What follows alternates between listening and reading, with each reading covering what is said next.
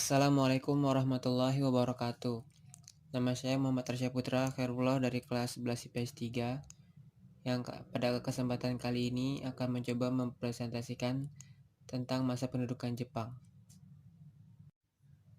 Ada perkembangan yang terjadi terkait organisasi pergerakan di antara zaman Belanda dengan pendudukan Jepang.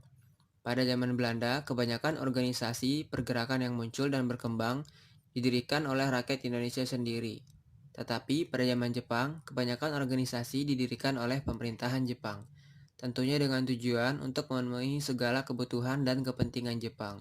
Sementara itu, para tokoh Indonesia mencoba memanfaatkan organisasi itu untuk kepentingan perjuangan. Hal ini berhubungan dengan perkembangan pandangan sikap para tokoh Indonesia dalam menghadapi pendudukan Jepang. Banyak di antara para tokoh Indonesia yang mencoba memanfaatkan organisasi bentukan Jepang untuk melanjutkan perjuangan. Mereka mengambil sikap dan strategi untuk bekerja sama dengan Jepang. Dukungan rakyat terhadap Jepang sudah tidak seperti pada masa awal kedatangan Jepang. Itu karena sikap dan tindakan Jepang yang sudah berubah. Jepang tidak seperti arti apa yang mereka janjikan pada awalnya. Sementara itu, perkembangan Perang Asia Timur Raya yang mulai memojokkan pihak Jepang dengan berbagai kekalahan menimbulkan rasa tidak percaya rakyat kepada Jepang.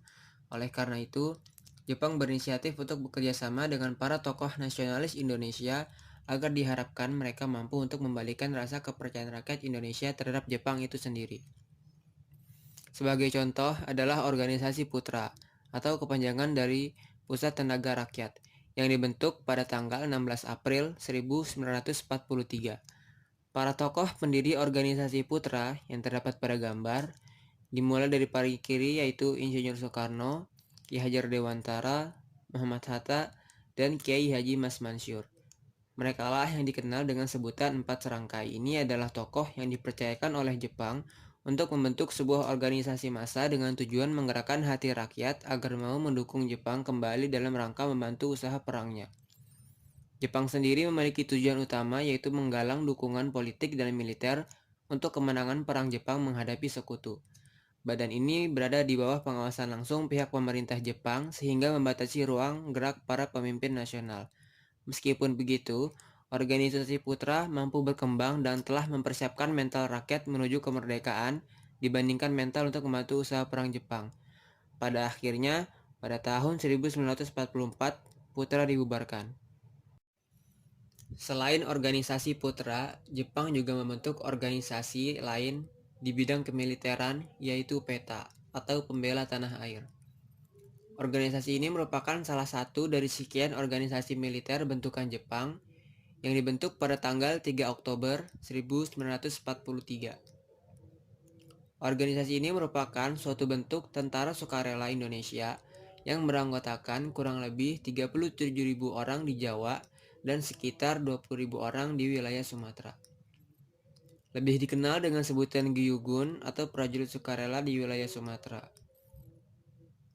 PETA dibentuk sebagai pasukan gerilya guna membantu melawan serbuan pihak sekutu apabila sekutu menyerang wilayah Indonesia. Organisasi militer ini menerapkan disiplin yang sangat ketat.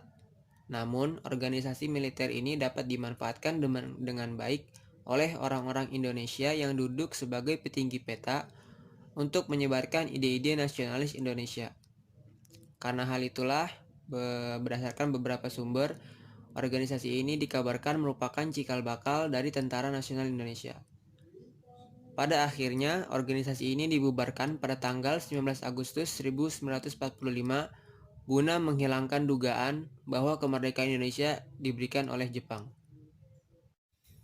Selain membentuk organisasi, Jepang juga berupaya untuk mengeksploitasi sumber daya manusia yang dimiliki oleh Indonesia yang kita kenal dengan sebutan Romusa. Romusa adalah sistem kerja yang paling kejam selama bangsa Indonesia dijajah. Namun, pada awalnya, pembentukan Romusa ini mendapatkan sambutan baik dari rakyat Indonesia. Justru banyak dari mereka yang bersedia untuk jadi sukarelawan. Pada saat itu, Bung Karno yang berargumen ada dua jalan menuju Indonesia merdeka. Pertama dengan cara revolusioner yang menurutnya saat itu rakyat belum siap. Yang kedua bekerja sama dengan Jepang sambil mengkonsolidasikan kekuatan dan menantikan sampai tiba waktunya Jepang jatuh. Namun, beberapa waktu kemudian, Bung Karno menyesali perbuatannya kala melihat rakyat yang ikut Romusa justru diperlakukan secara paksa dan kasar oleh Jepang. Bung Karno sedih menyaksikan kondisi rakyat yang memprihatinkan. Belum lagi nasib para Romusa yang dikirim ke beberapa negara Asia Tenggara seperti Burma, Muang Thai, Vietnam, Sarawak, dan Malaya bernasib miris. Kegiatan Romusa yang awalnya sukarela berubah menjadi sebuah keharusan dan paksaan. Hal tersebut membuat rakyat kita menjadi sengsara. Semua dipaksa bekerja sepanjang hari, siang dan malam tanpa diimbangi upah dan fasilitas hidup yang layak. Akibatnya, banyak dari mereka yang tidak kembali lagi ke kampung halaman karena sudah meninggal dunia. Dapat kita simpulkan bersama, Jepang sebenarnya memerintah dengan otoriter dan bersifat tirani. Semua organisasi dibentuk Jepang diarahkan untuk kepentingan perang. Terlebih lagi sistem kerja Romusa yang jelas-jelas untuk memenuhi kebutuhan perang Jepang yang pada saat itu sudah mulai terdesak. Mereka sama sekali hanya mementingkan kepentingan mereka dengan berupaya memanfaatkan rakyat Indonesia secara maksimal. Sekian penjelasan yang dapat saya sampaikan. Terima kasih. Wassalamualaikum warahmatullahi wabarakatuh.